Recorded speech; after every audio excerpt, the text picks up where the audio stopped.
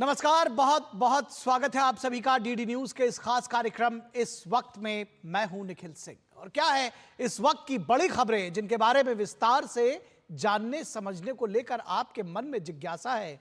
क्या है इन खबरों के मायने, क्या है इनके पीछे का एजेंडा। लैंड फॉर जॉब मामले में लालू प्रसाद यादव के परिवार से पूछताछ, तो बिहार की सियासत में भ्रष्टाचार बनाम भ्रष्टाचार का मुद्दा आखिर क्या है, इसके मायने, इस पर चर्चा करेंगे। साथ ही साथ बात कर्नाटक में सरकारी ठेके में मुस्लिम समुदाय को 4% आरक्षण देने पर भी होगी, जिसका बिल विधानसभा में पेश किया गया है। ओबीसी कोटे से मुस्लिम समुदाय को दे रहे हैं अगर आरक्षण, तो क्या आरक्षण की ये जो शॉर्टकट की सियासत है, इसमें कांग्रेस सत्ता का रास्ता ढूंढ रही है? इस पर भी हम विस्तार से चर्चा करेंगे अपने खास मेहमानों के साथ। और कांग्रेस नेता शशि थरूर ने कहा कि हमारे पास ऐसे पीएम हैं जो रूस और यूक्रेन को गले लगा सकते हैं, तो भारत की विदेश नीति के अब विपक्षी भी हुए हैं कायल। शशि थरूर ने जो पीएम मोदी की तारीफ में कसीदे पढ़े हैं, उसको लेकर के भी तमाम कयास लगाए जा रहे हैं और अब कांग्रेस के दूसरे नेताओं के ऊपर भी ये इस बात का दबाव बनाया जा रहा है कि वो भी कम से कम रैशनल होकर के सोचें और जब वो बोलें तो इस बात का ख्याल रखें कि देश की जो विदेश नीति है उस पर सभी को एक मत होना चाहिए। फिलहाल हो गए कई अहम सवाल और जवाब, लेकिन सबसे पहले इस वक्त की हेडलाइंस। संसद को फ्रीबीज पर विचार करने की जरूरत, राज्यसभा के सभापति जगदीप धनखड़ ने की महत्वपूर्ण टिप्पणी। कहा, चुनावी प्रलोभन बन गए हैं फ्रीबीज।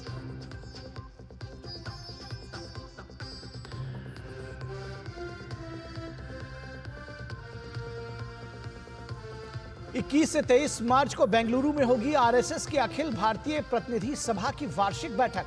बांग्लादेश की स्थिति और आरएसएस के 100 वर्ष की यात्रा को लेकर प्रस्ताव होंगे पेश।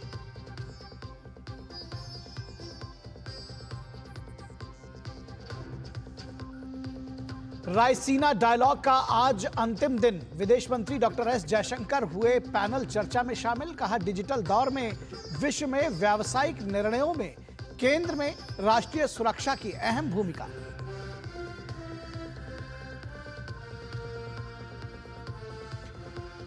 भारत की विदेश नीति के अब विपक्षी भी हुए कायल। शशि थरूर ने पीएम मोदी के तारीफ में पढ़े कसीदे, तो बीजेपी नेताओं ने कहा, राहुल गांधी समेत दूसरे कांग्रेसी नेताओं को भी शशि थरूर से लेनी चाहिए सीख। और कर्नाटक में सरकारी ठेके में मुस्लिम समुदाय को 4% आरक्षण का बिल विधानसभा में पेश। मजहब के आधार पर आरक्षण पर का बीजेपी ने किया विरोध, उठाया सवाल। कहा, ओबीसी कोटे से मुस्लिम समुदाय को दे रही आरक्षण शॉर्टकट की सियासत में क्या कांग्रेस ढूंढ रही है सत्ता का रास्ता?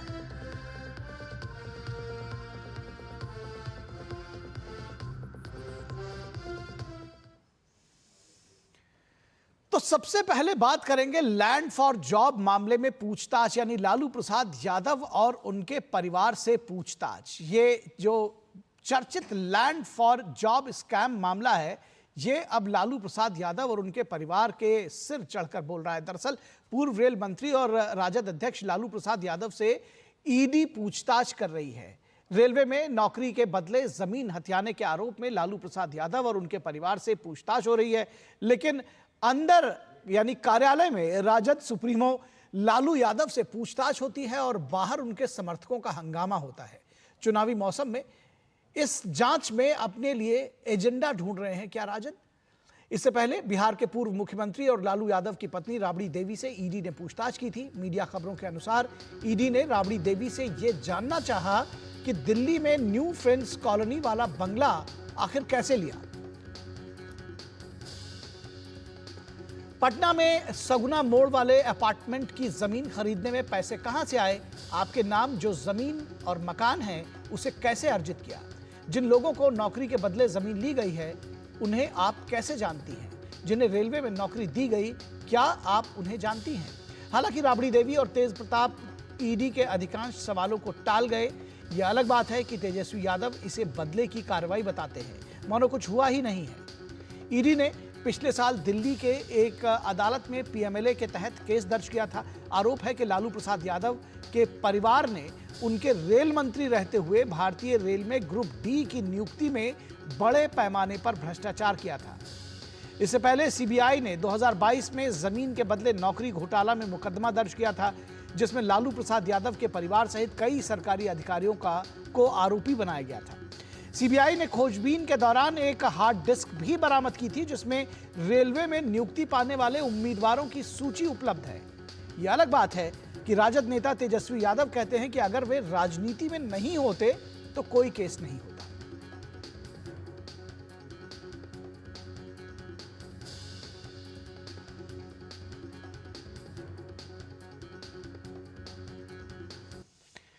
तो खुद वो जो इस वक्त की बिहार सरकार है, तेजस्वी यादव उस पर भ्रष्टाचार का आरोप लगाते हैं, लेकिन उनके और उनके पूरे परिवार के ऊपर भ्रष्टाचार का आरोप लगा हुआ है। इसके लिए वो कहते हैं कि मैं चूंकि पॉलिटिक्स में हूं इसलिए यह आरोप लग रहा है।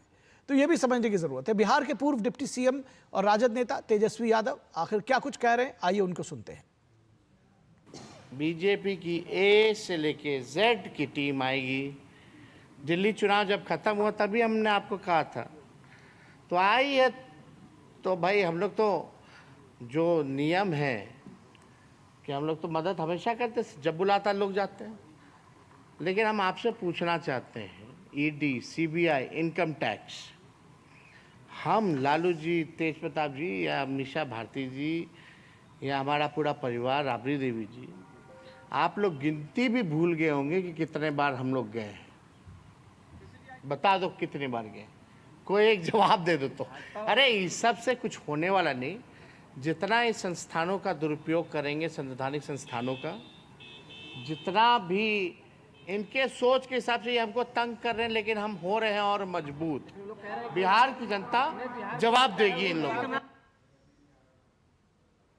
ये दरअसल रटा रटाया जवाब होता है कि हमारे खिलाफ जानबूझकर इस तरह की कार्रवाई की जा रही है। बहरहाल जेडीयू नेता नीरज कुमार का कहना है कि लालू प्रसाद यादव के लिए यह बड़ी बात नहीं है, वे सजा याफ्ता होने के बावजूद पार्टी अध्यक्ष बने हुए हैं। तो लालू जी के लिए कौन सी नई बात है? अरे कल परिवार के लोग गए, आज खुद गए। लालू जी तो ऐसे राजनीतिक व्यक्तित्व हैं जो सजा याफ्ता होने के बावजूद पार्टी के राष्ट्रीय अध्यक्ष हैं। और लालू जी संपत्ति सृजन आपने किया।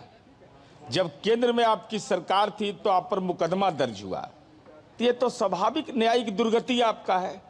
और आलिशान बंगला, फार्म हाउस, इसकी इच्छा आपके अंदर थी, तो जरा आलिशान जेल भी आपने देख लिया होटवार, अब आलिशान ईडी कार्यालय भी। और इस पूरी खबर पर बातचीत करने के लिए हमारे साथ पटना से हमारे संवाददाता सहयोगी मधुरेश नारायण जुड़ रहे हैं। मधुरेश, और हमारे साथ हमारे जो विनोद मिश्रा जी हैं, कंसल्टिंग एडिटर, वो भी जुड़े हुए हैं। सबसे पहले मधुरेश, आपसे ग्राउंड रिपोर्ट जानना समझना चाहेंगे कि ईडी पूछताछ करती है अंदर और दफ्तर के बाहर राजद के जो कार्यकर्ता हैं वो प्रदर्शन करते हैं, यानी कि इस जो पूछताछ में है, भ्रष्टाचार को लेकर के पूछताछ की जा रही है। इस बात का ईडी पता लगाने की कोशिश कर रही है कि आखिर जो जॉब्स ली गई, जो नौकरियां मिली, उसके बदले जमीन कहां कहां ले ली, कैसे हथिया लिया, क्या कुछ रहा, क्या मोडस ऑपरेंडी रहा, बहुत सारे सवाल रहे होंगे। लेकिन इधर इस पूरे मामले को पॉलिटिसाइज करने की कोशिश की जा रही है। आपको लगता है कि इसमें भी उनको ब्लेसिंग इन डिस्गाइज, जैसे उनको लगता है कि चुनावी वर्ष है तो जनता को भ्रमित करें, किस तरह से देखते हैं इसको और कैसे जनता इसको देख रही है? देखिए, लालू यादव की छवि पहले से ही बिहार में एक घोटाले में लिप्त नेता की रही है। वो पहले से ही चारा घोटाले में सजा याफ्ता है, स्वास्थ्य कार्डों का हवाला देकर के जेल से बाहर है और अपनी पार्टी के राष्ट्रीय अध्यक्ष बने हुए हैं। निश्चित रूप से आज जब वो आने वाले थे, उसके पहले ही बड़ी संख्या में कार्यकर्ता ईडी कार्यालय के बाहर पे खड़े थे और उनकी संख्या को देखते हुए पुलिस बल की भी तैनाती की गई, अतिरिक्त पुलिस बल की तैनाती की गई, ताकि लालू पहुंचे तो किसी तरह की परेशानी ना हो, वहां पर किसी तरह का लॉ एंड ऑर्डर से जुड़ी समस्या वहां पे खड़ी ना हो जाए। इसके लिए अतिरिक्त पुलिस बल की भी तैनाती करनी पड़ी। आप इससे समझ सकते हैं। और लगातार लालू के लिए जिंदाबाद के नारे लगाए जा रहे थे। पूरे रोड को लगभग ब्लॉक कर दिया गया था। उस रोड से गाड़ियां नहीं के बराबर चल रही थी, लोगों को भी परेशानी का सामना करना पड़ रहा था। लेकिन खैर इन सब के बीच जो पुलिस वाले थे वो वहां पर व्यवस्था को बना के रखने की कोशिश कर रहे थे। दूसरी तरफ अगर मैं बात करूं आम जनता की, तो कहीं ना कहीं जो तेजस्वी यादव हैं वो कोशिश कर रहे हैं कि किसी तरीके से इसमें भी इसका भी पॉलिटिकल फायदा उनको मिले। लेकिन मुझे नहीं लग रहा है कि जिन लोगों ने जंगल राज का वो दौर देखा है वो इसमें दोबारा रीझने वाले हैं। और जो आज जो कल पूछताछ हुई थी जिसमें राबड़ी देवी और तेज प्रताप यादव पूछताछ के लिए पहुंचे थे, उस वक्त भी ऐसा सा ही माहौल देखने को मिला था, बयानबाजी चली रही थी और वही स्थिति आज भी देखने को मिल रही है। आपको लगता है ईडी के हाथ कुछ लगा है, कुछ नई जानकारी आप लोग वहां निश्चित तौर पर पता कर रहे होंगे, कोई जानकारी मिल पाई है आप लोगों को? देखिए, ईडी ने कुछ दिन पहले जो जांच किया था उसमें कुछ नए सबूत मिले थे और उसी सबूत के आधार पे लालू परिवार को सम्मन दिया गया था। और इसमें जो मुख्य बातें जो सामने आई है जमीन हस्तांतरण वाली, उसी से जुड़े हुए सवाल लगातार लालू के परिवार से पूछे जा रहे हैं। आज भी लालू यादव से एक किशुनदेव राय के बारे में पूछा गया, जिनकी 3000 वर्ग फीट की जो जमीन थी जो करोड़ों रुपए की बताई जाती है, उसे मात्र 3,75,000 रुपए में राबड़ी देवी के नाम पर कर दिया गया था। तो ईडी ने सबसे पहला सवाल लालू यादव से बताया जा रहा है। और आपको यहाँ रोकेंगे मधुरेश, यहाँ से अपने दर्शकों को ले चलेंगे प्रेस कॉन्फ्रेंस के लिए, बीजेपी की प्रेस कॉन्फ्रेंस नई दिल्ली में। भारतीय जनता पार्टी के राष्ट्रीय कार्यालय में आप सभी मीडिया के बंधुओं का स्वागत करता हूं। हमारे बीच में मौजूद हैं भारतीय जनता पार्टी के राष्ट्रीय प्रवक्ता आदरणीय श्री तुहिन सिन्हा जी। ये बहुत ही महत्वपूर्ण विषय पर, सारगर्भित विषय पर अपनी बात रखेंगे। दिल्ली से करीब 1200 किलोमीटर दूर एक राज्य में जो खनिज संपदा से परिपूर्ण है, उसमें क्या हो रहा है, सरकार के 100 दिन पूरे हुए हैं, उस पर अपनी बात रखेंगे। मैं आदरणीय तुहिन सिन्हा जी को धन्यवाद धनंजय जी। पिछले सप्ताह हेमंत सोरेन सरकार ने अपने दूसरे कार्यकाल के 100 दिन पूरे किए थे। जब उनकी सरकार बनी थी नवंबर के अंत में, तो हमें लगा था कि अपनी पुरानी हरकतों को छोड़कर वो राज्य के हित में कार्य करेंगे, करप्शन मुक्त राज्य की स्थापना का एक प्रयास करेंगे। लेकिन हमारा अनुमान गलत था। 27 फरवरी को, और ये विषय इसलिए उठाए जा रहे हैं यहां इस स्तर पर क्योंकि उस छोटे से राज्य में जिस बड़े पैमाने पर घोटालों को अंजाम दिया जा रहा है वो अकल्पनीय है। लेकिन दिल्ली से दूरी होने के कारण बहुत सारी ऐसी बातें, बहुत सारे ऐसे विषय जो हैं वो राष्ट्रीय मीडिया में नहीं आ पाते हैं, और जिससे सोरेन सरकार को एक खुली छूट मिल जाती है इस देश को, इस अपने राज्य को लूटने की। मित्रों, 27 फरवरी को एक कैग की रिपोर्ट प्रस्तुत की गई थी झारखंड की असेंबली में। स्वास्थ्य संबंधी जो परफॉर्मेंस रही है राज्य के तमाम स्वास्थ्य विभागों की, उस विषय पर यह रिपोर्ट थी।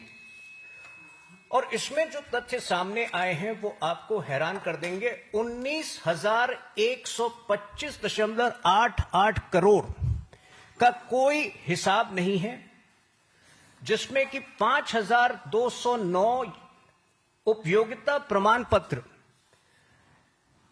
5,209 यूटिलाइजेशन सर्टिफिकेट जो हैं जमा नहीं किए गए हैं, परंतु ये राशि जो है 19,125.88 करोड़, 19,125.88 करोड़ रिलीज कर दी गई है। तो आप समझ सकते हैं कि ये कितना बड़ा स्कैम वहां पे चल रहा था। लेकिन वहीं दूसरी ओर 42,158 यूटिलिटी सर्टिफिकेट्स सबमिटेड हैं, लेकिन 1,14,035 करोड़ अभी तक रिलीज नहीं किए गए हैं। तो एक तरफ फंड्स रिलीज किए जाते हैं लेकिन यूटिलिटी सर्टिफिकेट्स का कोई हिसाब किताब नहीं होता है। दूसरी तरफ जो यूटिलिटी सर्टिफिकेट्स थोड़े जेन्युइन भी दिखते हैं, उनकी पेमेंट ड्यू है। 8 विभागों के द्वारा पिछले एक साल में 26.22 करोड़ आकस्मिक विपत्र निकासी विड्रॉ किए गए। जिसको गवर्नमेंट जिसको emergency funds, short contingency funds कहे जाते हैं, पिछले एक साल में 26 करोड़ जो हैं वो सरकार के अकाउंट से विड्रॉ किए गए, जिसमें कि 13 करोड़ लगभग केवल मार्च के महीने में, मार्च 2024 के महीने में हुए थे। तो हर तरफ से जो है सरकारी खजाने को हेमंत सोरेन की सरकार ही लूट रही थी। अच्छा, एक बड़ी विचित्र बात, बजटीय प्रावधान में कितना बड़ा ब्लंडर, कितनी बड़ी गलती हो सकती है, आप उसका अनुमान लगा सकते हैं।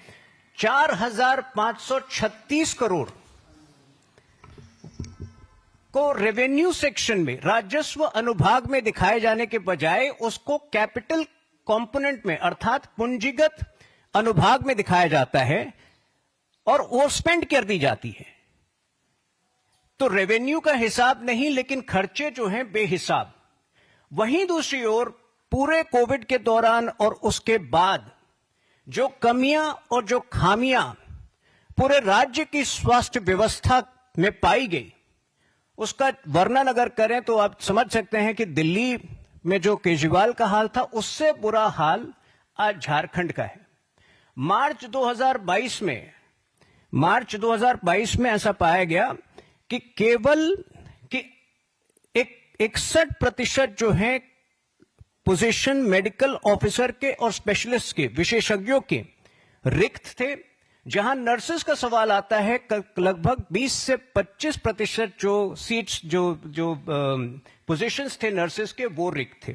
एक कैग रिपोर्ट में ऐसा पाया गया कि जो टीचिंग स्टाफ है उसमें 45% स्थान जो है पूरी तरह से रिक्त थे। जो कम्युनिटी हेल्थ सेंटर्स है, जिसमें दवाएं जो हैं उपलब्ध होनी चाहिए, इन दवाओं में 65% से 95% का शॉर्टेज था।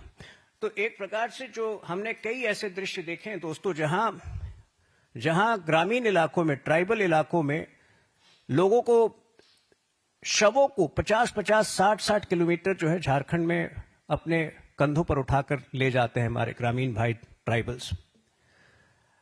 और दूसरी बड़ा सवाल जो आपको, तो आप देख रहे थे बीजेपी मुख्यालय से तुहिन सिन्हा, बीजेपी के प्रवक्ता, उन्होंने साफ तौर पर झारखंड की सरकार पर 125 करोड़ रुपए से ज़्यादा के घोटाले का आरोप लगाया। उन्होंने बताया कि 27 फरवरी को जो कैग की रिपोर्ट पेश की गई थी स्वास्थ्य विभाग से जुड़े हुए तमाम, विधानसभा में, उसमें स्वास्थ्य विभाग से जुड़े हुए तमाम अनियमितताओं का उल्लेख किया है और 125 करोड़ रुपए से ज़्यादा के घोटाले की बात उन्होंने कही। और इसके बाद हम बात करेंगे अपने एजेंडे में मुस्लिम आरक्षण पर घिरी कांग्रेस आखिर क्यों इस तरह से जो 4% आरक्षण है उस पर बीजेपी क्या कुछ कहकर विरोध कर रही है। ये हम विस्तार से इस पर चर्चा करेंगे, लेकिन रुकेंगे एक छोटे से ब्रेक के लिए। दर्शकों, आप कहीं मत जाइएगा, जल्द हाजिर होंगे।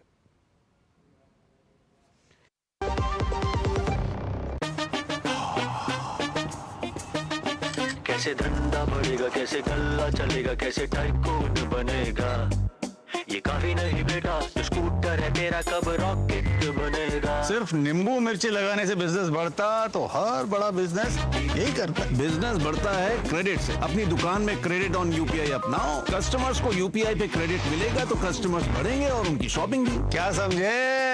अपने पेमेंट पार्टनर से संपर्क करें। Under the Honorable PM's leadership, an unprecedented push to yoga has been given. Today, yoga is playing a significant role in enhancing health and wellness across the world. PM Yoga Awards are given in recognition to outstanding contributions by individuals and organizations to the field of yoga. These awards carry a trophy, certificate and a prize of 25 lakh rupees. Hurry! Send your entries through MyGov platform before 31st March. Visit Ministry of Ayush website or MyGov platform for more details.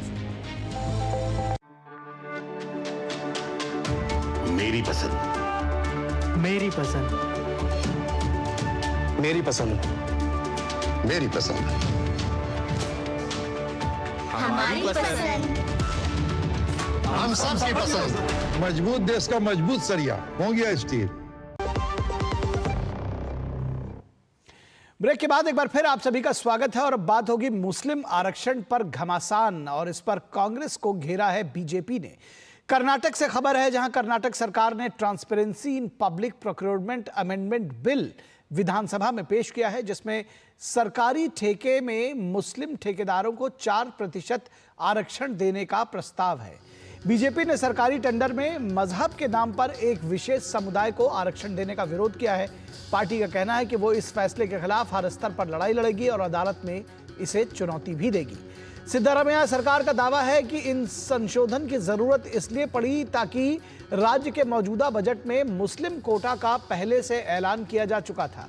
सरकार का दावा है कि कर्नाटक में SC, ST और OBC group के लिए tender में कोटा फिक्स था। मुस्लिम समुदाय में भी आरक्षण की मांग उठी थी। इसे OBC कैटेगरी 2B के तहत दिया गया है, जिसमें राज्य के 2 करोड़ रुपए तक के टेंडर में उन्हें प्राथमिकता दी जाएगी।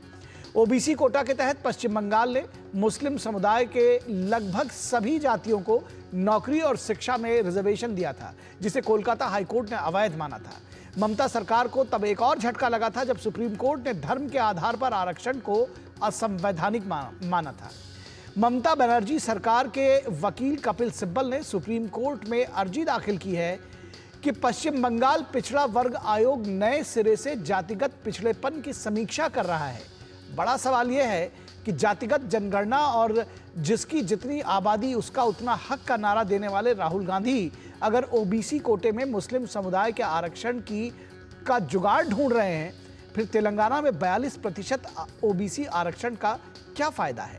जाति गणना की नए पैरोकार बने राहुल गांधी आज तेलंगाना आरक्षण मॉडल को उनकी सबसे बड़ी कामयाबी मानते हैं।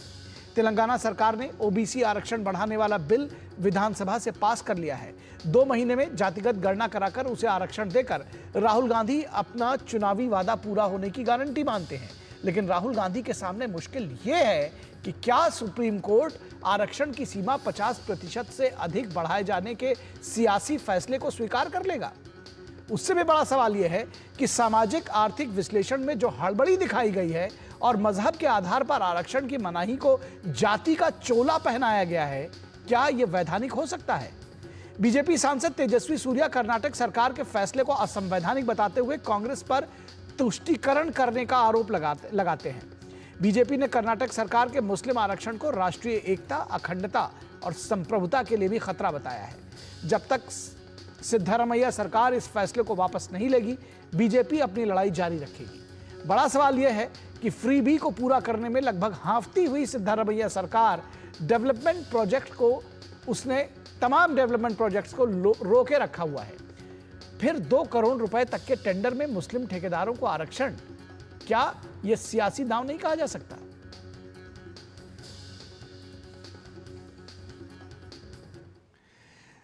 तो बीजेपी इस पूरे जो 4% आरक्षण है उस पर सवाल उठा रही है और कह रही है कि हम कोर्ट तक जाएंगे लेकिन पीछे नहीं हटेंगे। कर्नाटक के पूर्व CM बसवराज बोम्मई का कहना है कि कांग्रेस अल्पसंख्यकों को कोटा देकर संविधान का उल्लंघन कर रही है। आज जो कर्नाटक सरकार जो ट्रांसपेरेंसी एक्ट को संशोधन लेके आ रहे हैं, जिसमें रिलीजियस माइनॉरिटी को भी कॉन्ट्रैक्ट में रिजर्वेशन लेके आना, ये असंवैधानिक है, संविधान के विरोध है और अंबेडकर के विचार के विरोध है। अंबेडकर ने बड़ा स्पष्ट तरह से कहा था कि रिलीजियस रिजर्वेशन इस देश के लिए बहुत ही खतरनाक है। फिर भी वोट बैंक के लिए ये कांग्रेस बना रही है और इसमें समाज में विभाजन होगा, अशांति होगा। इसका पूरा जिम्मेदार कांग्रेस ही है जो वोट बैंक के लिए इतना नीचे गिर सकता है। और बीजेपी नेता तेजस्वी सूर्या ने कहा है कि केवल धर्म के आधार पर आरक्षण असंवैधानिक और स्पष्ट रूप से अवैध है। In the Karnataka budget, Siddharamaiah government has made 2 unconstitutional announcements. One is regarding the 4% religion-based reservation for Muslims in government contracts, which is impermissible in the constitutional scheme. And second, a very divisive and a devious policy of allotting 1,000 crore rupees for a policy called Chief Minister's Minority Colony Development Fund. Both these are against the spirit of the Constitution, have the potential to cause balkanization of India. और इस पूरी खबर पर बातचीत करने के लिए हमारे साथ 3 खास मेहमान जुड़े हुए हैं, उनसे आपका परिचय करा दें। हमारे साथ अशोक केएम गौड़ा, जो कि बीजेपी कर्नाटक स्टेट के प्रवक्ता हैं, हमारे साथ जुड़े हुए हैं। अशोक केएम गौड़ा जी, बहुत स्वागत है आपका। हमारे साथ दुष्यंत नागर, जो कि पॉलिटिकल एनालिस्ट हैं और कांग्रेस के समर्थक माने जाते हैं। दुष्यंत नागर जी, बहुत स्वागत है आपका। और विनोद मिश्रा, हमारे कंसल्टिंग एडिटर, जुड़े हुए हैं। आपका भी स्वागत है विनोद सर। और आपसे विनोद जी सबसे पहले समझना चाहेंगे कि क्या दरअसल कई बार जब सरकारें काम करती हैं तो उनको लगता है कि कोई वर्ग पिछड़ा हुआ है, उसके लिए काम किया जाए। आरक्षण की जो पूरी एक तरह से कहा जाए कि जो धरातल है उसका, वो इसी बात पे है कि जो पिछड़े हैं उनको आगे बढ़ाया जाए, उनको मौका दिया जाए, अवसर दिया जाए। क्या आपको ये लगता है कि मुस्लिम्स को आगे बढ़ाने के लिए कर्नाटक सरकार ऐसा कर रही है, या ये सीधे तौर पर तुष्टीकरण की सियासत के अलावा इसको और कुछ नहीं देखते? निखिल, सबसे जो मुझे आपकी रिपोर्ट से बात समझ आई कि सामाजिक आर्थिक रिजर्वेशन की बात तो हम लोगों ने सुनी थी। संविधान के रूप में सोशियो इकोनॉमिक जो पिछड़ापन है उसको लेके ये आरक्षण की व्यवस्था है। उसमें जाति की बात तो बहुत कम ही कही गई है, ऐसा नहीं कि बराबर आप समझ सकते हैं जी। लेकिन ये सामाजिक आर्थिक पिछड़ेपन को कैसे ये सरकारी ठेकेदार के रूप में मुस्लिम ठेकेदार हो गया और कैसे इसमें जातियों के ठेकेदार हो गए, ये बात समझ से परे है। कि अब आप देखिए कि कर्नाटक सरकार की ये मजबूरी ये है कि उसने इस बार के बजट का जो अनाउंसमेंट था उसमें, उस बजट में उसने ये प्रोविजन रखा कि ये इतना पैसा जो है सरकार के जो खर्चे हैं या सरकार के जो टेंडर हैं या सरकारी कामों में जो भी कुछ ये है उसमें 4% जो है मुस्लिम कम्युनिटी के लिए आरक्षित होगा। तो अब आप ये सोच सकते हैं कि ये 4% जब आपने बजट में एलोकेशन में 4% मुस्लिम आरक्षण की बात कही थी, तो उसके लिए संविधान के तहत तो मजहब के आधार पर कोई आरक्षण नहीं होता। आपको कोई परमिट नहीं करता इस बात के लिए कि आप मजहब के आधार पर 4% आपने मुस्लिम समुदाय के लिए आरक्षण की बात कही, मुस्लिम ठेकेदारों के लिए बात कही। गौर करने की बात है जी। ये सामाजिक आर्थिक रूप से पिछड़े लोग नहीं हैं, ये मुस्लिम ठेकेदार के लिए, ये कम्युनिटी के ठेकेदार जो हैं उस प्रोफेशन में, उनके लिए ये आरक्षण है। तो ये जो संविधान की बात और लाल किताब की बात करते थे, उनको समझते समझते हमें ये बात को समझने की जरूरत है कि जब आप सामाजिक आर्थिक की बात करते हैं, पिछड़ेपन की बात करते हैं, उसमें अब आप एक ठेकेदार वर्ग को भी बात करते हैं कि भाई उनको भी इसमें फायदा मिलना चाहिए। तो अब ये बड़ा सवाल तो ये उठता है कि जब ये आपने ओबीसी के कोटे में जब मुस्लिम समुदाय के पिछड़े लोगों को आपने उसमें रखा कर्नाटक में, अब उसके जो 2B है उस ग्रुप में अगर 15 ऐसे मुस्लिम कम्युनिटी से आने वाले जो पिछड़े जातियों के लोग हैं, आपने उनमें से 4% को लाके आगे करके मुस्लिम आरक्षण का कर दिया है। तो ये कितना संविधान सम्मत होगा, ये बात विधानसभा में ये डिस्कशन का मौजू है, वो आएगा, बाद में कोर्ट भी जाएगा। जैसे कि बीजेपी के प्रवक्ता कह रहे थे, बीजेपी के नेता कह रहे हैं कि हम इस बात की लड़ाई लड़ेंगे। लेकिन सबसे इंपॉर्टेंट चीज ये है कि भारत में जिस तरह की राजनीति को एक शुरुआत राहुल गांधी ने की है कि आप उधर जाति गणना की बात करते हैं कि हम जाति गणना की बात करेंगे, वो एक एक्सरे डिटेक्शन आप मानते हैं, और दूसरी तरह आप उसी जातियों में जिसको एक हक मिलता है उसमें आप ओबीसी रिजर्वेशन के नाम पे सारे मुस्लिम कम्युनिटी को डाल देते हैं। तो सवाल यह है कि इस सियासत का आखिर कहां तक ये सियासत आगे जाएगी, ये बात इस देश को समझने की जरूरत है। निखिल, ठीक बात है। दुष्यंत नागर जी, क्या ये इसको सीधे तौर पर समझा जाए कि जब ठेकेदारों की बात हो रही है, जैसा कि भी विनोद जी ने कहा कि ऐसा नहीं है कोई डिप्राइव्ड क्लास है, ठेकेदारों को अगर आरक्षण में उसमें भी आरक्षण 4% देने की बात कही जा रही है, तो सीधे समझ में आता है कि तुष्टीकरण के अलावा और कुछ है नहीं। तो तुष्टीकरण के लिए कांग्रेस ने अब संविधान को भी धत्ता बता दिया है, 50% का कैप, उसकी भी धज्जियां उड़ाएंगे। और उसके अलावा ये 4% ये कहा जा रहा है सीधे तौर पर कि रिलीजन के तौर पर, धर्म के आधार पर कोई आरक्षण नहीं दिया जा सकता, फिर भी हम देंगे। देखिए जी, विनोद मिश्रा जी ने बड़ा तरीके से एक दुष्प्रचार देश के समक्ष प्रस्तुत किया है और कांग्रेस पार्टी को एक विलेन की तरह साबित कर दिया। जी, ये तो आरक्षण दे रहे हैं और धर्म के आधार पर दे रहे हैं, जबकि सच्चाई इससे कोसों दूर है। अच्छा, ओबीसी वर्ग में मुसलमान आते हैं या मुसलमान को शामिल कांग्रेस की सरकारों ने नहीं किया। 1991 में वीपी सिंह की सरकार थी और भारतीय जनता पार्टी का उनको समर्थन था। आज अगर भारतीय जनता पार्टी ये नहीं चाहती कि मुसलमानों को जो पिछड़े मुसलमान हैं, पसमानदा मुसलमान हैं, जिनके लिए मोदी जी विशेष अभियान चलाते हैं और कहते हैं कि भाई 70 साल में पसमानदा मुसलमानों के लिए कुछ हुआ ही नहीं, मुझे सत्ता तो मैं पसमानदाओं का विकास करूंगा। तो भाई केंद्र में आपकी सरकार है, आप उनको ओबीसी की श्रेणी से बाहर कर दीजिए। दूसरा जो दिया जा रहा है, कहा जा रहा है कि भाई अब ठेकेदारी में आ गया है।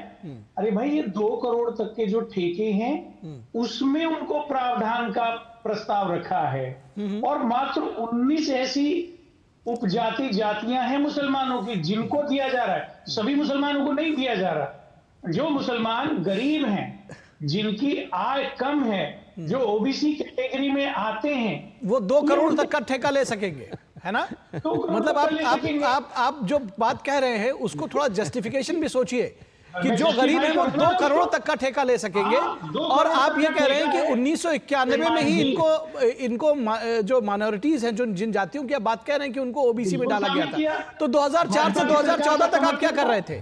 2004 से 2014 तक क्या कह रहे थे? उसके पहले भी सरकारें थी, तो आपने तभी क्यों नहीं दे दिया था? मानते हैं धर्म, मुसलमान जो कुछ भाई लोग हैं, पिछड़े हैं, जो हिंदू धर्म से मुसलमान में कन्वर्ट हो गए हैं और वो आर्थिक रूप से कमजोर हैं, गरीब हैं, तो उनको सहारा मिलना चाहिए। उसके लिए अलग अलग तरीके हो अच्छा सकते हैं, ठीक है, उसकी चर्चा अच्छा भी हो ठीक है, सकती है। चलिए अगर आपकी ये बात मान भी लें, आपकी ये बात मान भी लें, तो देंगे कहां से? नहीं, सुन तो ले, ये क्योंकि ये तो अभी कोर्ट में जाएगा, ये तो भाई बीजेपी भी कह रही कोर्ट में जाएगा, लेकिन सुन तो लीजिए, सवाल तो सुन लीजिए। अरे सवाल सुन लीजिए साहब, सवाल सुन लीजिए। आप देंगे कहां से? क्या आप उसी ओबीसी में से नहीं दे रहे हैं? दे कहां से रहे हैं? गलत क्या है? नहीं, तो इसका मतलब ओबीसी का हक मान रहे हैं, ओबीसी का हक मारेंगे, ओबीसी का हक मार के मुस्लिम्स को देंगे, यही तो कर रहे हैं। और कर क्या रहे हैं? बिल्कुल नहीं देंगे। हाँ, किसी मुस्लिम को नहीं दिया जाएगा। फिर आरक्षण का कैप कहां से बढ़ा देंगे? आरक्षण का कैप बढ़ा देंगे क्या? हाँ, सुन लीजिए, जिस प्रकार से बिहार में दिया जा रहा है, जिस प्रकार से अन्य राज्यों में दिया जा रहा है, वही मॉडल को अपनाया गया है। नहीं। अगर श्रेणी 2, अरे सर श्रेणी 2B के तहत अगर दिया जा रहा है, उन मुसलमानों को दिया जा रहा है जो पिछड़े वर्ग की श्रेणी में केंद्र द्वारा अधिसूचित किए गए हैं। ये कोई राज्य सरकार ने नहीं बनाई है, ये गलत तरीके से बता रहे हैं। ये जो आप जो जिस बात को आप जलेबी की तरह घुमा के सही साबित करने की कोशिश कर रहे हैं, वो बिल्कुल ऐसा नहीं हो सकता। मैं चलिए आपकी बात का जवाब मैं अशोक केएम गौड़ा से ले लेता हूं। आपकी बात का जवाब अशोक केएम गौड़ा से ले लेता हूं। अशोक जी, ये कह रहे हैं कि सारी चीजें जो है बिल्कुल संविधान सम्मत है और पसमानदा मुसलमानों के, गरीब मुसलमानों के का फेवर करने के लिए उनको 2 करोड़ तक के ठेके देने की तैयारी है। सर बेसिकली हम लोग ये समझते हैं कि कर्नाटका में ये 2B कहां से आया। पहले क्या हुआ कि जैसे सब लोगों को मालूम है, जैसे बाबा साहब ने बनाया था 1947 में कॉन्स्टिट्यूशन 15, कॉन्स्टिट्यूशन 16(4) में वेरी क्लियरली लिखा गया कि religion based any kind of reservation whether it is in education, employment और any kind of contract is illegal. Constitution of India में कहा गया। तो उसके बाद में क्या किया गया, काका केलकर कमेटी को सेटअप किया गया। काका केलकर कमेटी में वो स्पष्ट तरीके से बोला गया कि ओबीसी में कौन कौन आता है। उस काका केलकर कमेटी में क्लियरली लिखा गया कि कोई भी मुसलमान का कम्युनिटी हो, जैसे कि पिंगारी हो, लद्दाफी हो, नडाफी हो, जो भी कम्युनिटीज है उसको ऐड नहीं किया गया। उसके बाद में क्या किया गया, बीपी मंडल कमीशन आया। तो बीपी मंडल कमीशन ने जो सूफीज्म से कन्वर्ट हुए थे कर्नाटका में इन स्पेसिफिक, जैसे कि पिंगारी हो, लद्दाफी हो और अनीफी जैसे छोटा छोटा कम्युनिटी है, उसको ऐड करने के लिए प्रस्ताव दिया गया था। क्योंकि देवराज अरसू ने 1972-73 में उनको बोला गया कि 14 कम्युनिटीज, उसमें 7 कम्युनिटी जो है कैटेगरी 1A में और 8 का लगभग 6 कम्युनिटी या 7 कम्युनिटी लगभग 2A में ऐड किया गया था। उसके बाद में क्या किया, वीरप्प मोइली जब चीफ मिनिस्टर थे कर्नाटका में, उन्होंने क्या बोला कि जो भी मुसलमान है, सुन्नी मुस्लिम हो, शिया मुस्लिम हो, हनीफी सुन्नी हो या अहमदी हो, सबको ऐड करके 2B में लाने की कोशिश किया गया पूरी तरीके से। उसको क्या किया गया, जो भी गवर्नमेंट्स आए बाद में, उसको कहीं पे भी चैलेंज नहीं किया गया। बोम्माई जी कर्नाटक में चीफ मिनिस्टर बने तो उनको बोला ये असंविधान है, तो हम लोग इसको निकालते हैं। सेम केस क्या हुआ था तेलंगाना में, अखंड आंध्र प्रदेश में और वेस्ट बंगाल में। दोनों केसेस में सुप्रीम कोर्ट का स्पष्ट आदेश था कि रिलीजन बेस्ड रिजर्वेशन, जैसे कि सुन्नी हनीफी हो या शिया हो या बोरा हो, इन सबको देने का जो रिजर्वेशन है वो अनकॉन्स्टिट्यूशन है, इलीगल है और भारत के संविधान के लिए ये खतरनाक है, ऐसा बोला गया सुप्रीम कोर्ट में। तो इसी वजह से जो बोम्मई जी ने कर्नाटका में उसको निकालने की कोशिश किया गया। बट ये सिद्धरामैया और डीके शिव कुमार जब से मुख्यमंत्री उप मुख्यमंत्री बने हैं तब से क्या कर रहे हैं कि आपके वजह से है, हमने इनको वोट पड़ा था 1,61 लाख, 55 लाख वोट मुसलमान का आया था लगभग। तो बट इनको क्या है कि कोई भी कम्युनिटी इनको नहीं लगता कि उन्होंने वोट दिया, सिर्फ इनको मुस्लिमों ने वोट दिया। तो तुष्टीकरण अपीजमेंट का पॉलिटिक्स जो है कर्नाटका में उसके पीक पर है, क्योंकि ये लॉ एंड ऑर्डर जो व्हीलिंग करते हैं उनको कुछ नहीं करते हैं, जो दिन में जाके मारते हैं लड़कियों को उनको कुछ नहीं करते हैं। और हमने 4-5 एपिसोड गिना सकते हैं जहां पे जो खून किया गया मुस्लिम लड़कों ने उनको कुछ नहीं किया गया, बट जो जिसका खून हुआ उन्हीं को दोष ठहरा गया। हानगल में किसी महिला का रेप हुआ, वो भी माइनॉरिटी से, वो भी मुसलमान कम्युनिटीज थी, उसको सपोर्ट नहीं दिया गया कर्नाटका में। बट जो रेप करने वाले लड़के थे वो माइनॉरिटी से आते थे, उनको सपोर्ट किया गया। औरंगजेब का और टिप्पू का तलवार चलाया गया कर्नाटका में, शिवमोगा रघुराम में, उनका साथ खड़ा किया गया, सरकार ने उनका तो इस मुद्दे को लेकर अशोक जी लोगों को इच्छा समझती नहीं है सरकार, और इस सरकार को ऐसा पनिशमेंट मिलेगा सर, 1 मिनट, ऐसा पनिशमेंट मिलेगा जब चुनाव होगा, ये लोग जो है 30 सीट से ज्यादा नहीं जीत पाएंगे। ये हम लोगों का ये ठीक है।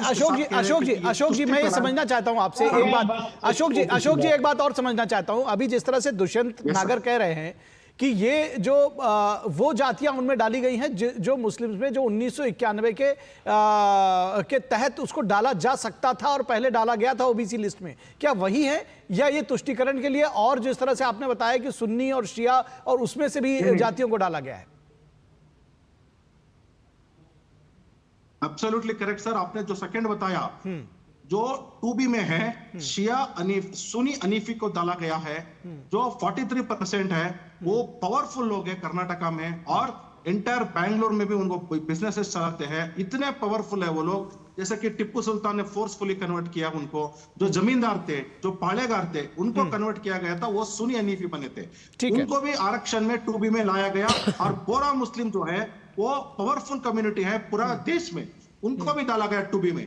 ये सागर जी को पढ़ना चाहिए 2B में क्या है, कौन सा कम्युनिटी है करके पढ़ेंगे। ठीक है एटलीस्ट ये तो मान ले कि मुस्लिम आपका पॉइंट आ गया। ठीक है, महान जनता के समक्ष एक सवाल खड़ा करना चाहता हूं और मैं चाहता हूं कि मिश्रा जी उस पर अपनी राय व्यक्त करें। मुसलमानों को आपकी केंद्र में सरकार है, आप ओबीसी वर्ग से मुसलमानों को बाहर क्यों न निकाल देते? सारी कहानी खत्म हो जाएगी। नहीं, आप उसको उल्टे तौर पर मत लेकर आइए, ओबीसी तौर पर। सुनिए विनोद जी आ रहा हूं आपके पास, विनोद जी आ रहा हूं, लेकिन सुनिए इस तरह की बात उल्टी बात मत करिए कि आप जबरदस्ती धार्मिक आधार पर उनको ओबीसी में घुसाएंगे और बाद में कहेंगे कि उनको ओबीसी से बाहर कर दीजिए। मैं जवाब दे रहा हूं नागर साहब, आप जवाब भी सुन लीजिए, जवाब सुन लीजिए नागर साहब, आप जवाब सुन लीजिए प्लीज, सुनिए जवाब तो सुनिए। आप लगातार आप आते ही हम पे मुझ पे हमला कर रहे हैं, आप जवाब भी तो सुनिए। हम तो धैर्यपूर्वक आपकी सारी बातें सुन लिए थे, आप सुनिए तो लीजिए, आप सुनिए, अब आप सुन लीजिए। आप जब ये केंद्र सरकार पे सीधे आरोप लगा के आ जाते हैं तो जो आप अभी अशोक जी ने बताया, आपको एक पूरा एक हिस्टोरिकल बैकग्राउंड के सामने में रखी आपकी चीज फैक्ट के साथ, लेकिन आप नहीं समझेंगे क्योंकि आपको एजेंडा चलाना है। आप एजेंडा सुनिए, आज की बात बता रहा हूं, आप समझिए तो। बीच में मत बोलिए दुष्यंत जी, बीच में मत बोलिए, दुष्यंत जी बीच में मत बोलिए, आप सुन लीजिए जवाब। यही एजेंडा तुम्हें बता रहा हूं, आप एजेंडा चलाते हैं तो इससे पहले समझिए। आज ही कपिल सिब्बल ने पश्चिम बंगाल सरकार के अपनी एक अर्जी दाखिल की है सुप्रीम कोर्ट में। आज उसमें कपिल सिब्बल ने जो सुप्रीम कोर्ट ने फटकार लगाई थी कि पश्चिम बंगाल में ओबीसी रिजर्वेशन में 19 से अधिक जातियां पश्चिम बंगाल में शामिल की गई थी, जो सरकारी नौकरी और शिक्षा में 90% ओबीसी रिजर्वेशन का जो हिस्सा था अकेले एक कम्युनिटी ले लेती थी। तो कलकत्ता हाई कोर्ट ने सबसे पहले इस बंगाल सरकार के इस फैसले को गलत माना। उसके अगेंस्ट में जब बंगाल सरकार, ममता सरकार पश्चिम बंगाल की सुप्रीम कोर्ट आई थी तो सुप्रीम कोर्ट ने कहा कि रिजर्वेशन किसी भी कीमत पर मजहब के आधार पर नहीं हो सकता। अब आपकी कपिल सिब्बल सुनिए लीजिए प्लीज, आप आपके मानने से क्या बड़ी होता देर है? से आपने भाषण संविधान किया कह रहा है, तो सुप्रीम कपिल कोर्ट कह रहा सिब्बल ने आज जो ममता सरकार की वहां पे अपना एक एफिडेविट दिया है, उसमें बताया है कि राज्य के जो पिछड़ा वर्ग आयोग है, वो पिछड़ा वर्ग आयोग अब नए सिरे से आर्थिक सामाजिक पिछड़ेपन की बात समीक्षा कर रही है, नए सिरे से। जब सुप्रीम कोर्ट ने डांट लगाई थी कि भाई ये मजहब के आधार पर, धर्म के आधार पर रिजर्वेशन नहीं हो सकता, तो सुप्रीम कोर्ट में आपके वकील कह रहे हैं कि हम नए सिरे से कर रहे हैं। तो जो बात आप कर्नाटक में कर रहे हैं, ये बात आप सरासर ओबीसी समाज के आंख में धूल झोंक रहे हैं। और आप धूल झोंकने के बजाय सीधे आते हैं कि मोदी सरकार ओबीसी रिजर्वेशन में से मुसलमानों को खत्म क्यों नहीं कर देती। क्या आप बेतुकी बात कर रहे हैं? सिंपल सी बात यह है कि आप बेईमानी कर रहे हैं। जिस ओबीसी रिजर्वेशन की बात करके जातीय आरक्षण की गणना की बात करते हैं, और आप तेलंगाना में कहते हैं हमने ओबीसी को 42% आरक्षण दे दिया, और चुपके से उसमें 20 कम्युनिटी को घुसा देते हैं। आप बेईमानी कर रहे हैं, और यह बेईमानी को कर्नाटक ने आपको एक्सपोज किया है। कर्नाटक की बीजेपी सरकार ने आपको एक तरह से घेर लिया है, और इसका आपके पास कोई जवाब नहीं। दुष्यंत नगर, शायद आपको सारी स्थिति आप समझ गए। मिश्रा जी, मैं सिर्फ आपसे एक प्रश्न पूछना चाहता हूं। देश के बहुत सारे ऐसे लोग हैं जो गुजरात के मॉडल को आदर्श मॉडल मानते हैं। मैं समझता हूं आप भी आदर्श मॉडल मानते हो। अब गुजरात पहुंच गए आप। वहां पर इनको पहुंचने दीजिए, ये जहां पहुंचेंगे इनको पहुंचने दीजिए। बताइए, ओबीसी वर्ग में 60 से अधिक ऐसे वर्ग उपवर्ग हैं जो मुसलमानों से आते हैं, वो ओबीसी के तहत आरक्षण ले रहे हैं। वहां आप बात क्यों नहीं करते? भाई साहब, कोई शिया सुन्नी, सुनिए, कोई शिया सुन्नी बाद में घुसाया नहीं गया है। जैसा सुनिए पूरी डिबेट में एक बात सुन तो लीजिए। दुष्यंत नगर जी बरगलाइए मत, पूरी बात ध्यान से सुनिए। किसी पे सुन तो लीजिए, अब सुन तो लीजिए, पॉइंट तो सुन लीजिए। मैं ये कह रहा हूं, अभी अशोक जी ने बताया है कि भाई साहब कौन कौन उस लिस्ट में थे, और किस किस को शिया सुन्नी समेत आपने वोहरा किसको किसको उसमें आपने घुसाया है, और किस किस को घुसा के आप उसमें देना चाहते हैं। बताते हैं कि कह रहे हैं ओबीसी को देंगे, मुस्लिम्स को, ठीक है, तो इसमें तय कर लीजिए। सीधे तौर पर आप कह नहीं पा रहे हैं कि ओबीसी का काट के हम मुस्लिम्स को दे रहे हैं। वही तो बता रहे हैं कि देखिए, आप गोल घुमाने से इस देश की पब्लिक इतनी बेवकूफ नहीं है कि आप जैसा घुमाते रहेंगे वैसा वो समझते रहेंगे। शिया सुन्नी और वोहरा, शिया सुन्नी, भाई अशोक जी ने भी साफ तौर पर बताया। आप विरोध करते हो तो बताइए। अच्छा एक मिनट आप सुनिए कि बोमई सरकार जब आई बीजेपी की, तो उसने आते ही कर्नाटक में 4% का जो मुस्लिम रिजर्वेशन था उसको खत्म कर दिया, और जो उसके एक्चुअल हकदार थे, ओबीसी के जो हकदार थे वहां पे, उसके कम्युनिटी में वो 4% का आरक्षण दे दिया। आप उसके बदले में जो विधानसभा से एक कानून बना के बीजेपी ने की थी, उसको घेरने के लिए आपने ये पैतरा लिया है कि आप उसको चाहते हैं कि 4% आरक्षण जो है आप उसको अब मुस्लिम ठेकेदारों के नाम पे आ गए। उसके आपके राज्य का जो बजट है, उस बजट में आपने अलग से लोकेशन कर दिया। विनोद जी, ये सारी चीजें थोड़ा सा इसको गंभीरता से समझिए, स्थिति को आप पढ़िए, वो समझ रहे हैं। देखिए, सीधे एजेंडा लेके आ जाएंगे तो बात दुष्यंत जी भी समझ रहे हैं, मन भावे मूड हिलावे, वो सारी बातें जान रहे हैं। मैं अशोक जी से, ठीक है, आपका पॉइंट आ गया अशोक जी। मैं समय नहीं रह गया अशोक जी, बहुत शॉर्ट में मैं चाह रहा हूं आपके आगे रणनीति क्या होगी। हम लोग क्या है कि सदन में इसका फाइट करने के लिए कोशिश कर रहे हैं। नीचे सदन में, ऊपर का सदन में हमारा पास नंबर है। कर्नाटका में नीचे का सदन भी है, ऊपर का सदन भी है, और उधर हराने के लिए कोशिश करेंगे। फिर भी क्या होगा कि फिर से नीचे सदन में वो बिल आएगा और पास कर लिया जाएगा। बट हम लोग इसकी कानूनी लड़ाई लड़ेंगे, और कितना असंवैधानिक है ये इसको कोर्ट को समझाएंगे। और हमें यकीन है कि जैसे कि अखंड आंध्र प्रदेश और तेलंगाना, वेस्ट बंगाल में कैसे इसको अनकॉन्स्टिट्यूशनल डिक्लेयर किया गया था, ऐसे ही कर्नाटका का ये जो रिजर्वेशन है, इंक्लूडिंग केआईडीबी साइट अलॉटमेंट और बीडीए का साइट अलॉटमेंट, ये सबको चैलेंज करेंगे। और जो भी रिलीजियस बेस्ड बयास जो कर रही है कांग्रेस सरकार, इसका खिलाफ हमारा लड़ाई नीचे तक रहेगा, और लोगों को समझाएंगे कि कांग्रेस सरकार, कांग्रेस पार्टी जो है ये तुष्टीकरण पॉलिटिक्स करती है। लोगों की शव भी इनके लिए ठीक है, फिर भी इनको किसी एक ही कम्युनिटी को बचाना है। जो इनको वोट डालेंगे वो एक मुसलमान कम्युनिटी है। बट हमारे लोगों को भी समझना चाहिए, अभी अगर ये इकट्ठा हो सकते हैं, हमारे लोग भी इकट्ठा हो सकते हैं, और इनको ऑलरेडी इनको पार्लियामेंट में 3 बार हराया गया। ठीक है, आपका पॉइंट आ गया। ठीक अशोक जी, ठीक अशोक जी, आपका पॉइंट आ गया जी। अशोक जी में अंतर है। अशोक जी आपका पॉइंट आ गया।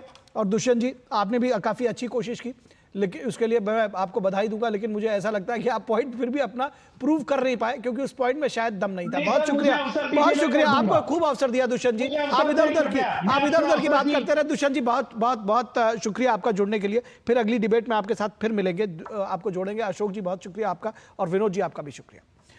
और यहां रुकेंगे एक छोटे से ब्रेक के लिए, और ब्रेक के बाद जब वापस लौटेंगे तो चर्चा होगी कि भारत की विदेश नीति, जिसकी अब विपक्षी भी हुए हैं कायल। आखिर शशि थरूर क्यों ऐसा बोल रहे हैं कि पीएम मोदी जैसा जो प्रधानमंत्री नहीं हुआ, जो चाहे यूक्रेन के राष्ट्रपति हो या फिर रूस के राष्ट्रपति हो, दोनों को गले लगा सकते हैं। ब्रेक के लिए रुकेंगे, इसके बाद इस पर चर्चा करेंगे।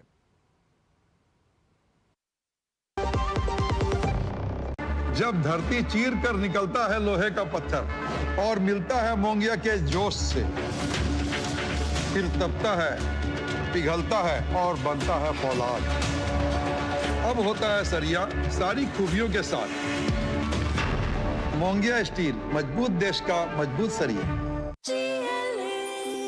जो लक्ष्य चुना था समझ आने लगा है। जीएलए यूनिवर्सिटी, उच्च लक्ष्य की निश्चित प्राप्ति।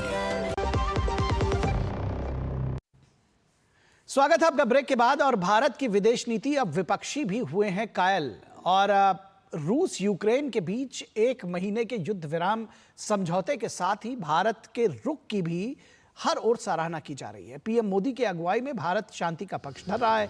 पीएम मोदी दोनों देशों के राष्ट्रपतियों से मिले। इस दौरान उन्होंने कहा कि ये युद्ध का काल नहीं है। इस दौरान भारत पर इस बात का दबाव था कि वो रूस या यूक्रेन किसी एक के पक्ष में खड़ा दिखे। युद्ध के शुरुआती दौर में देश में विपक्षी दलों ने संसद में भी बहस के दौरान सरकार के विदेश नीति की आलोचना करते हुए यूक्रेन के पक्ष में खड़ा होने की वकालत की थी। लेकिन पीएम मोदी की अगुवाई में देश अपनी विदेश नीति के साथ अडिग रहा।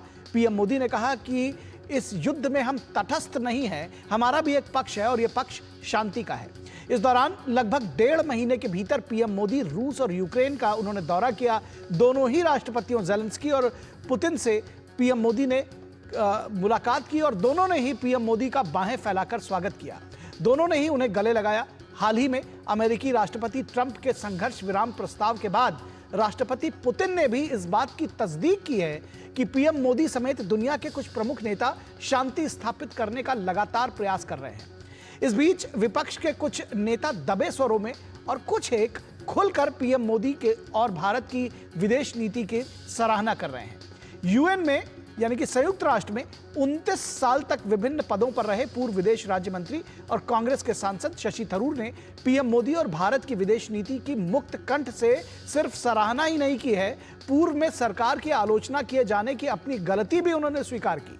शशि थरूर ने दिल्ली में जारी रायसीना डायलॉग में स्वीकार किया कि रूस यूक्रेन युद्ध को लेकर 2022 में जो रुख उन्होंने अपनाया था वो सही नहीं था। अब उन्हें उस बयान पर अफसोस हो रहा है। उन्होंने कहा कि ऐसा लगता है कि मैं बेवकूफ बन गया। आपको बता दें कि 2022 में रूस यूक्रेन युद्ध शुरू होने के बाद शशि थरूर ने संसद में कहा था कि भारत का रूस यूक्रेन युद्ध पर इस तरह चुप हो जाना यूक्रेन और उसके समर्थकों के लिए निराशाजनक होगा। लेकिन अब शशि थरूर ने अपनी गलती को स्वीकार करते हुए कहा है कि मुझे 3 साल बाद ऐसा लगता है कि मैं बेवकूफ बन गया। भारत ने जो नीति अपनाई उसका साफ तौर पर यह मतलब है कि भारत के पास आज एक ऐसा प्रधानमंत्री है जो 2 सप्ताह के अंतराल में यूक्रेन के राष्ट्रपति और रूस के राष्ट्रपति दोनों को गले लगा सकता है। चर्चा हुई है, यह चीज शशि अगली बैठक 4 मई को होगी। धन्यवाद। तो शिवराज सिंह चौहान की एक लाइव प्रेस कॉन्फ्रेंस थी, उससे जुड़ी हुई खबर हम आपको आगे दिखाएंगे। लेकिन हम एक बार वापस अपनी खबर पर लौटते हैं और बात करते हैं कि जिस तरह से ये सवाल अगर शशि थरूर ने खड़ा किया है, शशि थरूर कह रहे हैं, तो ये सवाल तमाम सारे लोग कह रहे हैं कि आखिर बीजेपी के खासतौर पर बीजेपी के लोग कह रहे हैं कि कांग्रेस के जो दूसरे नेता हैं जिनमें राहुल गांधी हैं या मल्लिकार्जुन खड़गे हैं, वो आखिर इसको कब समझेंगे। क्या कुछ कहते हैं कांग्रेस के वरिष्ठ नेता शशि थरूर ने क्या कहा, आइए आपको सुनाते हैं। 3 years later, it does look like I'm the one with egg on my face, because clearly the policy has meant that India has actually a prime minister who can hug both the president of Ukraine and the president of Moscow 2 weeks apart and be accepted in both places. And therefore, India is in a position where it can make a difference to a lasting peace, if it was so required, in ways that very few countries would be able to. और रविशंकर प्रसाद BJP के नेता क्या कुछ कह रहे हैं, आइए उनको सुनते हैं। यूक्रेन के युद्ध के संबंध में जो बातें कही थी, वो उनको लगा कि वो ठीक नहीं था। भारत सरकार की नीति ठीक थी, उचित थी, देर आए दुरुस्त आए, अच्छी बात है। आज विदेश नीति में नरेंद्र मोदी की सरकार और उनके द्वारा स्वयं के लिए गए जो भी निर्णय होते हैं वो भारत के हित में होते हैं। जैसे शशि थरूर ने स्वीकारा है, वैसे ही कांग्रेस पार्टी के बाकी नेता स्वीकारेंगे तो अच्छी बात है। और इस पूरी खबर पर बातचीत करने के लिए हमारे साथ वरिष्ठ पत्रकार शेखर अय्यर बने हुए हैं। शेखर अय्यर जी, बहुत स्वागत है आपका। और सीधे अगर आपसे हम जानना समझना चाहें कि ये जो शशि थरूर का जो बयान है, ये कन्फेशन क्या संकेत देता है, क्या कहता है? नहीं, यही कहता है कि कांग्रेस में अनेक नेता हैं जो जिनको लगता है कि सरकार की जो भी कदम है, यूक्रेन मामला हो या बाकी जो मामले चीन की संबंध हो, अमेरिका के साथ संबंध हो, रशिया के साथ संबंध हो, सरकार की नीति, सरकार के फैसले, सरकार की जो वर्ल्ड लीडर्स के साथ बातचीत ठीक रास्ते पे जा रहे हैं। और राजनीतिक कारण से जो लोग पार्टी के उच्च पद में बैठे हैं, जो बार बार केवल टिप्पणियां करने लगते हैं, केवल मौके ढूंढते हैं, भाई कहाँ अगर भारत के लिए कुछ प्रॉब्लम आ रहा है तो उसको कैसे हम फायदा लें, इस तरह जो लोग सोच रहे हैं वो चिन्ह उनके 2-3 लोग हैं और ऊपर में बैठे।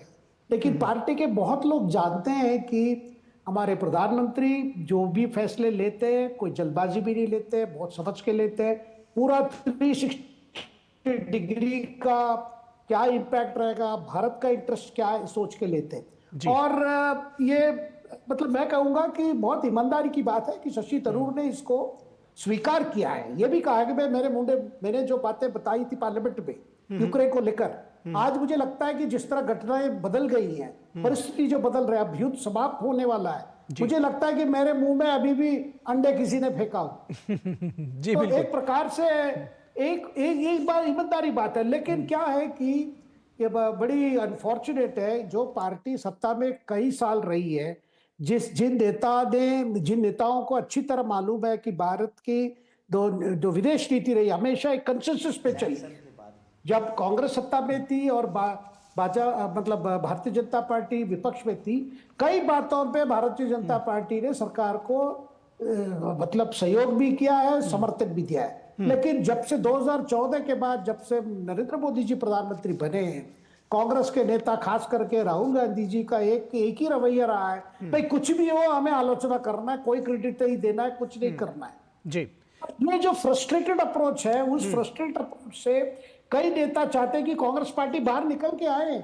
जी, बिल्कुल। कांग्रेस पार्टी की जो स्टैंड है स्वीकार नहीं करते। तो चीन के मामले में भी देखिए, जब पहला शुरू हुआ था लद्दाख में, उसके बाद भी जो कांग्रेस की क्या रवैया है, जैसे वो बहुत खुश है कि इस तरह की एक समस्या बनी है, और बार बार उनसे सवाल पूछते कि जब सबको पता है जब भारत और चीन के बीच में जो बॉर्डर को लेकर जो प्रॉब्लम है वो नेहरू के काल से चल रहा है। देखो क्या तो मुझे लगता है कि शशि थरूर जैसे नेता अगर इसको स्वीकार कर रहे हैं, इसका मतलब पार्टी के अंदर भी ये बात बहुत जोर से कही जा रही है, लेकिन सब मजबूर है क्योंकि राहुल गांधी जी की जो लाइन है उससे बाहर नहीं निकल सकते। लेकिन मैं कहूंगा बहुत ईमानदारी से शशि थरूर ने खुल के अपने स्टैंड लिया है। ठीक बात है। अच्छा, एक बात और समझना चाहेंगे शेखर अय्यर जी आपसे कि ये जो उस दौरान जिस तरह का दबाव कहीं ना कहीं इंटरनेशनल कम्युनिटी से, वेस्ट की तरफ से आपने देखा, और उसके साथ ही साथ रूस हमारा पुराना मित्र था, आपने देखा तेल खरीदने की बात हो, किस साफगोई के साथ में, जिसको कहते हैं कि हमारे देश के हित में क्या कुछ होगा, राष्ट्र प्रथम वाली जो भावना थी, वही विदेश नीति में साफ तौर पर झलका। ये आपने साफ तौर पर देखा होगा। कितना आपको लगता है कि ये जो टफ स्टैंड रहा होगा कहीं ना कहीं, निश्चित तौर पर फैसले लेना आसान नहीं होता है और उस पर दृढ़ रहना ये भी आसान नहीं होता। ये किस तरह से लाभप्रद रही है हमारे लिए नीति की एक ऐसा माहौल बना कि हम दोनों ही राष्ट्रपतियों को जाकर हमारे प्रधानमंत्री गले लगा सकते हैं? बिल्कुल निखिल जी, जब ये युद्ध शुरू आता यूक्रेन और रशिया के बीच में 2022 में, आप जानते हैं इतना प्रेशर भारत पे पड़ा कि भाई आप या रशिया के साथ रहो या हमारे साथ रहो। लेकिन भारत का कहना है भाई हम किसके साथ हैं या आप किसके साथ बात नहीं है, क्योंकि पहले से ही भारत का यही एक स्टैंड था भाई आप युद्ध से कुछ होने वाला नहीं है, आपको दोनों को बिठाना पड़ेगा, एक ही नेगोशिएटिंग टेबल पे आना पड़ेगा, फिर जाके मामला सुलझेगा। और भारत पर यह प्रेशर था भाई आप रशिया से तेल मत खरीदो और पूरे हमारे साथ आ जाओ। लेकिन भारत की जो ऊर्जा की रिक्वायरमेंट है, हमारी पूरी आर्थिक व्यवस्था ऐसी है भाई, हम तेल के मामले में किसी और हमारी संबंध रशिया से लंबे समय से है जी, हमारी संबंध अमेरिका से भी अच्छी है। तो हमने बहुत बार कोशिश की उनको समझाने की, और अमेरिका के सरकार उस समय प्रेसिडेंट बाइडेन वो भी समझ गए भारत जिस बात को सामने रखी है उसमें है। देखिए अब 2 साल के बाद क्या हम देख रहे हैं जी, जितना भी यूक्रेन को आपने आर्म्स दिया, एम्यूनिशन दिया, सब कुछ दिया, युद्ध बढ़ते गया लेकिन कुछ हुआ नहीं। इसीलिए जब प्रधानमंत्री अभी जो उन्होंने जो अभी चैट किए थे लस फ्रेडमैन के साथ, उसमें उन्होंने क्या कहा भाई सारे दुनिया भी यूक्रेन का साथ हो जाए फिर भी ये युद्ध समाप्त नहीं होगा। ठीक बात है। तो ये आज हमारी बात सब मान रहे हैं। राष्ट्रपति पुतिन ने भी और प्रधानमंत्री ने भी जिस साफगोई के साथ और जिस फर्मनेस के साथ उन्होंने ये बात कही कि भारत का जो पक्ष है, भारत इसमें तटस्थ नहीं है, भारत का पक्ष है कि वो शांति के साथ है, और शायद वही आज जो है परिलक्षित हो रहा है, वही सामने आ रहा है। बहुत शुक्रिया इस तमाम बातचीत के लिए शेखर अय्यर जी। तो इस वक्त में आज बस इतना ही, इजाजत दीजिए, नमस्कार।